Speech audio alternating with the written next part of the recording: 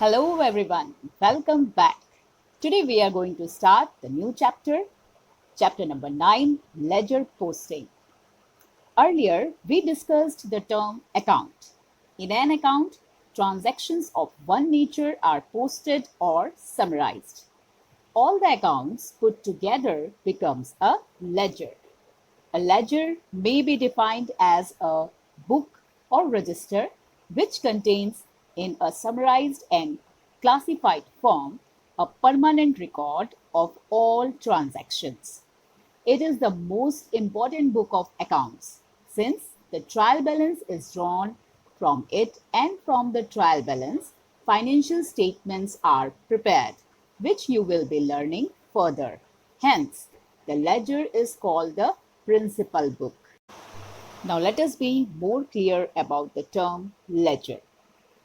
The place where record of all business transactions relating to a particular person, firm, or an item is kept is termed as account, and the book in which such accounts are kept is termed as ledger.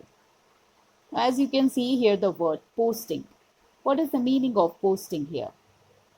See, posting is a process of recording as per the rules of accounting from journal or subsidiary books, either on debit or credit side of an affected account. Now let us understand need, importance and utility of ledger. Ledger is important for knowing the balances of each account. It gives the information of different expenses and incomes during the accounting year and also its total and individual amount. Then it gives the information for total purchases, total sales, total purchase returns, total sales return, and also outflow of goods other than sales during the accounting year. We can say it gives short information about each account. Then it is needed for making trial balance. It helps in knowing how much amount is due from each customer and how much amount the firm has to pay to each supplier, etc. A trading account and a profit and loss account can only be prepared with the help of ledger balances. Now let us see forms of ledger. The form in which a ledger book is to be maintained depends upon the trader's requirement, capacity to afford the same, and business facilities. Following three forms of ledger are in practice. As you can see here, first one is bound book ledger. Generally, most of the traders, specifically small traders, prefer these types of ledger. This type of ledger is overall less expensive and easy from the viewpoint of preservation. This ledger is in the form of a bound book. Now, second, loose leaf ledger. This type of ledger is in a filed form in between two thick paper covers or in between two metal sheets. The structure is connected with a special type of lock. As it is with lock system, it ensures the facility with safety. Here each page is serially numbered. Here a trader can increase or decrease the number of pages according to his requirements. And third is card ledger. This form of a ledger is a safe form with conveniences. Here, for each account, instead of a page, a card is used. All these cards are arranged with a steel bar. All the cards are preserved in a special steel or wooden cabinet. As we have discussed earlier, that the different types of accounts are prepared in a separate book which we call a ledger. So now let us see the format of an account.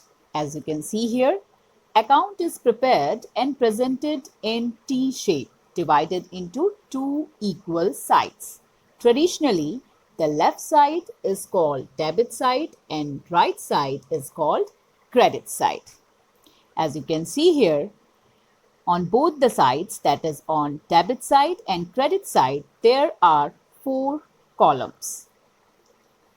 Here, first column is of date. The date of the transactions which affects the account is shown in this column. The same date is shown in journal or subsidiary book. Then next is particulars column. When we record on the debit side of an account, the name of the account having corresponding credit effect of the same transaction is written here in this column. Similarly, while recording on the credit side of an account, the name of the account having corresponding debit effect of the same transaction is written here in this column. Then next, JF column. Full form of JF is Journal Folio. In journal and subsidiary book, each page is numbered serially. For the effect of the entry which is to be recorded in ledger account, the page number given to the entry is in journal or subsidiary books is maintained in this column. Similarly, this ledger page number is recorded in that journal or subsidiary books whenever that transaction is recorded.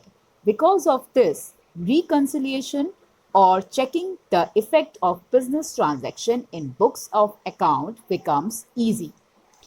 Then next column is amount. In this column, the amount which is shown in journal or subsidiary books for a transaction, the same amount is to be written at the time of effect of this transaction in an account.